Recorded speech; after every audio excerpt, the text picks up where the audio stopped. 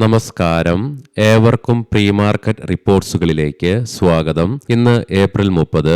ഇന്നലെ global market ആകമാനം കാത്തിരുന്ന യുഎസിലെ ഫെഡ് ഇൻട്രസ്റ്റ് റേറ്റ് ഡിസിഷൻ വരികയുണ്ടായി. അവയെക്കുറിച്ചും വെസ്റ്റ് ഏഷ്യയുമായി ബന്ധപ്പെട്ടുള്ള അപ്ഡേറ്റ്സിനെ കുറിച്ചൊക്കെ വിശദമായി തന്നെ നമുക്ക് ഈ വീഡിയോയിൽ പരിശോധിക്കാം.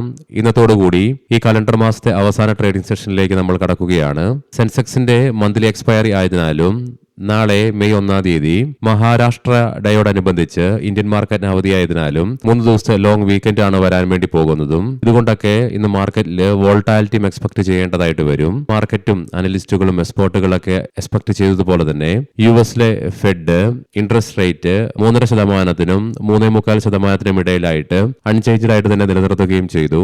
എന്നാൽ ഫെഡിന്റെ ഭാഗത്ത് നിന്നും ഇറാൻ സംഘർഷത്തെ റേറ്റിംഗ് ഔട്ട്ലുക്കിന് പ്രധാന അപകട സാധ്യതയായിട്ട് കണക്കാക്കുന്നുമുണ്ട്. എണ്ണയുടെ വിലയിലുള്ള കുതിച്ചുചാട്ടം പണപ്പെരുപ്പം ഉയരുവാൻ കാരണമാകുന്നു എന്നുള്ള വിലയിരുത്തലുകളും നടത്തുകയും ചെയ്തു. ഒരുപക്ഷെ നിലവിലെ പ്രസിഡന്റ് ട്രംപിന്റെ കൈകടത്തലുകൾ കൊണ്ടാകാം ഇന്നലത്തെ ഫെഡ് കോൺഫറൻസിൽ ഫെഡ് ചെയർമാൻ ഫെഡിന്റെ സ്വാതന്ത്ര്യം അപകടത്തിലാണെന്ന് ജെറോം പവൽ പറയുകയുണ്ടായി. ഇതിനു പുറമെ അദ്ദേഹത്തിന്റെ സ്ഥാനമൊഴിയിലെ സൂചിപ്പിച്ചുകൊണ്ട് അടുത്ത തവണ നിങ്ങൾക്ക് എന്നെ കാണാൻ സാധിക്കുകയില്ലെന്നുള്ള പ്രസ്താവനയും ഫെഡ് കോൺഫറൻസിൽ അദ്ദേഹം നടത്തുകയുണ്ടായി. വെസ്റ്റ് ഏഷ്യയുമായി ബന്ധപ്പെട്ട് പുതിയ ഡെവലപ്മെന്റ്സുകൾ വന്നു. അതായത് ഹോർമോസ് റീഓപ്പൺ ചെയ്യുവാനായിട്ടുള്ള ഇറാന്റെ പ്രപ്പോസൽസ് ട്രംപ് റിജക്ട് ചെയ്തു.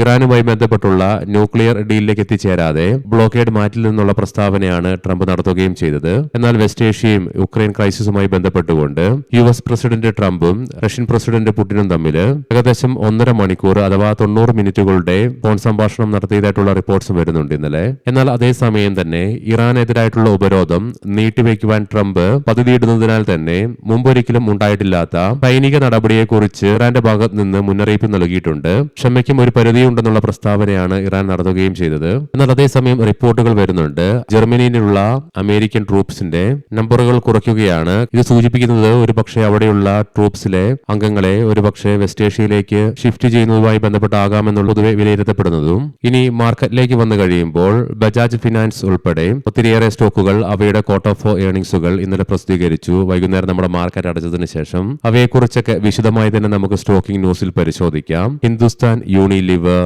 Bajaj Finserv, Adani Ports, ACC, Aster DM health care, Central Bank of India, Edelweiss Financial Services, Equitas Small Finance Bank, IDBI Bank, India Mart Intermesh, doctor Lal path labs, Laurus Labs, Mazagon dock ship builders, National Aluminium Company, RailTel Corporation of India, R Cables, Sona BLW precision forgings, Sundaram Fasteners തുടങ്ങിയ സ്റ്റോക്കുകൾ ഇന്ന് അവയുടെ quarter 4 ഏർണിംഗ്സുകൾ പ്രസിദ്ധീകരിക്കും. നാളെ May 1 Ramakrishna Forgings, Zen Technologies തുടങ്ങിയ സ്റ്റോക്കുകൾ അവയുടെ ക്വാർട്ടർ 4 ഏർണിംഗ്സുകൾ പ്രസിദ്ധീകരിക്കും.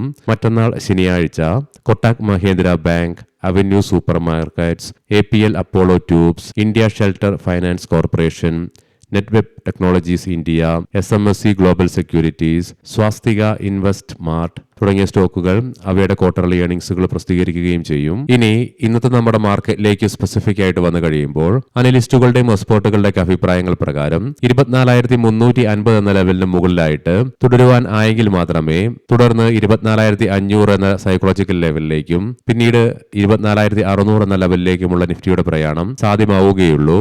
അല്ലെങ്കിൽ ഒരുപക്ഷെ കൺസോളിഡേഷനുള്ള സാധ്യതകളും തള്ളിക്കളയാനാവുകയില്ല. അങ്ങനെ കൺസോളിഡേഷൻ നടക്കുകയാണെങ്കിൽ 24,000 എന്ന സൈക്കോളജിക്കൽ ലെവലും തുടർന്ന് മിനിങ്ങാന്നത്തെ ഡേ ലോയായ 23,950 എന്ന ലെവലും ഇമ്മീഡിയറ്റ് സപ്പോർട്ടുകളാണ്. ഈ ലെവലും നിഫ്റ്റിക്ക് ബ്രേക്ക് ചെയ്യേണ്ടതായിട്ട് വന്നു കഴിഞ്ഞാൽ തുടർന്ന് ഡൗൺ സൈഡിലേക്ക് 23,800 എന്ന ലെവലിലേക്കുള്ള നിഫ്റ്റിയുടെ പ്രയാണം തള്ളിക്കളയാനാവുകയുമില്ല. അതേസമയം 23,800 എന്ന ലെവൽ നിഫ്റ്റിയെ സംബന്ധിച്ചിടത്തോളം ഡൗൺ സൈഡിലേക്ക് ക്രൂഷ്യലുമാണ്. പ്രത്യേകം ശ്രദ്ധിക്കുക, ഇത് ട്രേഡ് റെക്കമെൻഡേഷൻ അല്ല, അനലിസ്റ്റുകളുടെയും എക്സ്പേർട്ടുകളുടെയൊക്കെ അഭിപ്രായങ്ങൾ മാത്രമാണ്. എഡ്യൂക്കേഷൻ പേർപ്പസിന് വേണ്ടിയിട്ടാണ് ഈ ലെവലുകൾ വിശദീകരിക്കുകയും ചെയ്തത്. ചൊവ്വാഴ്ചയുണ്ടായ ഇടിവിന് ശേഷം ഇന്നലെ ഇന്ത്യൻ മാർക്കറ്റില് അപ്വേർഡ് ട്രെൻഡ് നിലനിന്നെങ്കിലും വിദേശ ധനകാര്യ സ്ഥാപനങ്ങൾ ഇന്നലെയും 2,468.42 കോടി രൂപയ്ക്ക് സെല്ലിംഗ് തുടർന്നു. അതേസമയം ആഭ്യന്തര ധനകാര്യ സ്ഥാപനങ്ങൾ 2,262.17 കോടി രൂപയ്ക്ക് ബൈയിങ്ങും തുടർന്നു. ഇന്ന് ഇന്ത്യയിൽ നിന്നും പ്രധാനപ്പെട്ട മാക്രോ ഇക്കണോമിക് ഡാറ്റകളുടെ റിലീസ് ഒന്നും തന്നെയില്ല. ഇന്ന് ഒത്തിരിയേറെ പ്രധാനപ്പെട്ട ഗ്ലോബൽ ഇവന്റുകളുണ്ട്. Especially China, Japan, France, Germany, Italy, Europe തുടങ്ങിയ രാജ്യങ്ങളിൽ നിന്നും. സമയത്തിന്റെ ദൈർഘ്യം മൂലം അവ ഓരോന്നും പ്രത്യേകമായിട്ട് എടുത്തു പറയുന്നില്ല. എന്നാൽ US നിന്നും ഇന്ന് നടക്കാനിരിക്കുന്ന പ്രധാനപ്പെട്ട ഇവന്റുകൾ നമുക്ക് വിശദമായി തന്നെ പരിശോധിക്കാം. വൈകുന്നേരം നമ്മുടെ മാർക്കറ്റ് അടച്ചതിന് ശേഷം 6 മണിയോടുകൂടി മാർച്ച് മാസത്തെ മന്ത് ഓൺ മന്ത് ബേസിസിലുള്ള കോർ PCE പ്രൈസ് ഇൻഡെക്സിന്റെയും പേഴ്സണൽ സ്പെൻഡിംഗ്, പേഴ്സണൽ ഇൻകം തുടങ്ങിയ ഡേറ്റകളുടെ റിസൾട്ട് വരാനുണ്ട്. കൂടാതെ GDP ഗ്രോത്ത് റേറ്റും വരാനിരിക്കുന്നു.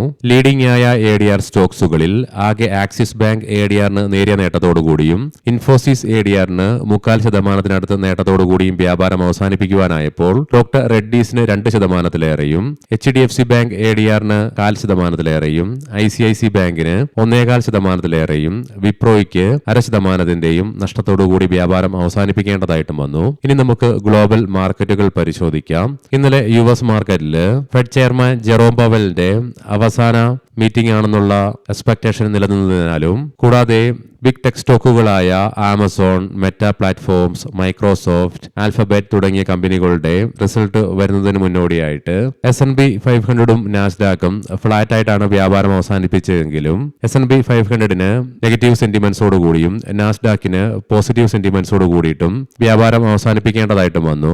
കൂടാതെ US ഡോ ജോൺസ് ഫ്യൂച്ചറും 0.5%-ലേറെ അഥവാ 150-ലേറെ പോയിന്റുകളുടെ നഷ്ടത്തിലാണ് വ്യാപാരം നടത്തിക്കൊണ്ടിരിക്കുന്നതും.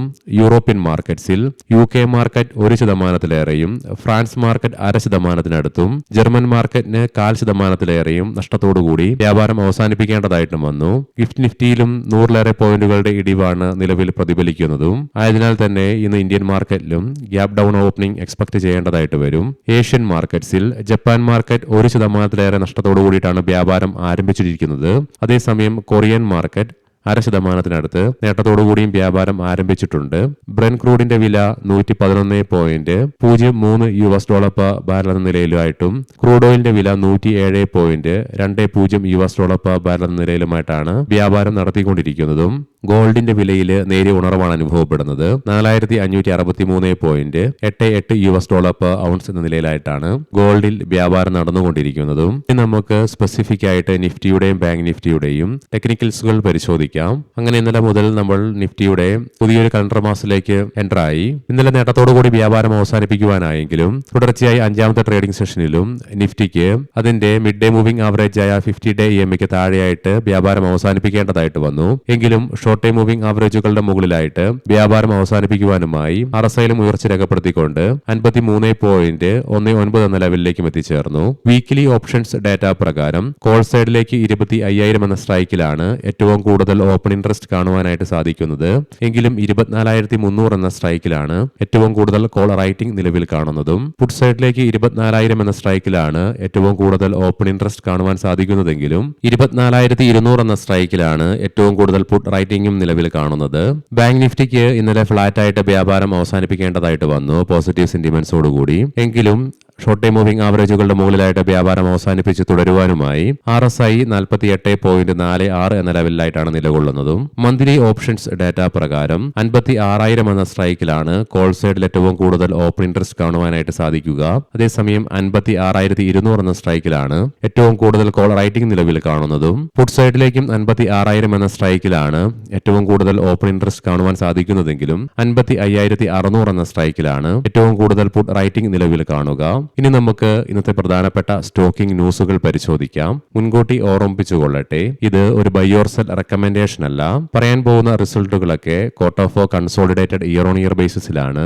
ബജാജ് ഫൈനാൻസ് പ്രോഫിറ്റില് 22%-ന്റെയും നെറ്റ് ഇൻട്രസ്റ്റ് ഇൻകത്തില് 20%-ന്റെയും ഉയർച്ച രേഖപ്പെടുത്തി. മൊത്ത വായ്പ പരിധി 3.75 ലക്ഷം കോടി രൂപയിൽ നിന്ന് 5.5 ലക്ഷം കോടി രൂപയായി ഉയർത്തുന്നതിന്റെ ഭാഗമായി കടപ്പത്രങ്ങൾ വഴി ഫണ്ട് സമാഹരിക്കുന്നതിന് ബോർഡ് അംഗീകാരം നൽകി. സ്കാഫ്ല ഇന്ത്യ പ്രോഫിറ്റില് 25.6%-ന്റെയും റവന്യൂവില് 18.9%-ന്റെയും വർധനവ് രേഖപ്പെടുത്തി. ഇൻഡിജൻ പ്രോഫിറ്റില് 32.2%-ന്റെ ഇടിവ് രേഖപ്പെടുത്തിയപ്പോൾ റവന്യൂവില് 32.8%-ന്റെ വർധനവും രേഖപ്പെടുത്തി. RPG ലൈഫ് സയൻസ് പ്രോഫിറ്റില് 74.5%-ന്റെ ഇടിവ് രേഖപ്പെടുത്തിയപ്പോൾ റവന്യൂവില് 23.6%-ന്റെ വർധനവും രേഖപ്പെടുത്തി. സഞ്ജൈൻ ഇന്റർനാഷണൽ പ്രോഫിറ്റില് 19.3%-ന്റെ ഇടിവ് രേഖപ്പെടുത്തിയപ്പോൾ റവന്യൂവില് 1.8%-ന്റെ ഉയർച്ചയും രേഖപ്പെടുത്തി.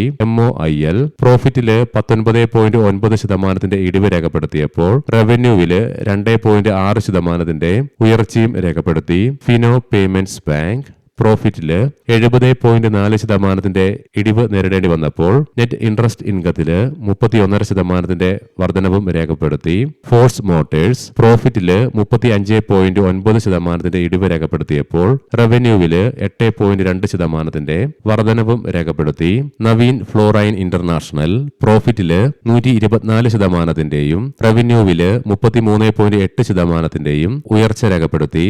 IIFL ഫൈനാൻസ് പ്രോഫിറ്റില് 182.6%, റവന്യൂവില് 42.5% വർധനവ് രേഖപ്പെടുത്തി. ലാർസൻ ആൻഡ് ടോബ്രോ തെലങ്കാന സർക്കാരിന്റെ ഒരു സംരംഭമായ ഹൈദരാബാദ് മെട്രോ റെയിലുമായിട്ട് കമ്പനിയുടെ അനുബന്ധ സ്ഥാപനമായ L&T മെട്രോ റെയിൽ ലിമിറ്റഡിന്റെ മുഴുവൻ ഓഹരികളും 1461.47 കോടി രൂപയ്ക്ക് വിൽക്കുന്നതിനായിട്ട് കമ്പനി ഒരു കരാറിൽ ഏർപ്പെട്ടു. ബ്രിഗേഡ് എന്റർപ്രൈസസ് ബംഗളൂരുവിലെ വൈറ്റ് ഫീൽഡിൽ 2 ദശലക്ഷം ചതുരശ്ര അടി വിസ്തീർണമുള്ള പ്രീമിയം മിക്സ്ഡ് യൂസ് പ്രൊജക്ട് വികസിപ്പിക്കുന്നതിനായിട്ട് ബ്രിഗേഡ് ഗ്രൂപ്പ് ബെയിൻ ക്യാപിറ്റലുമായിട്ട് തന്ത്രപരമായ പങ്കാളിത്തം പ്രഖ്യാപിച്ചു. ഏവർക്കും നല്ലൊരു ട്രേഡിംഗ് ദിനം ആശംസിക്കുന്നു. വൈകുന്നേരം പോസ്റ്റ് മാർക്കറ്റ് റിപ്പോർട്ട്സുമായി കണ്ടുമുട്ടാം. നന്ദി, നമസ്കാരം.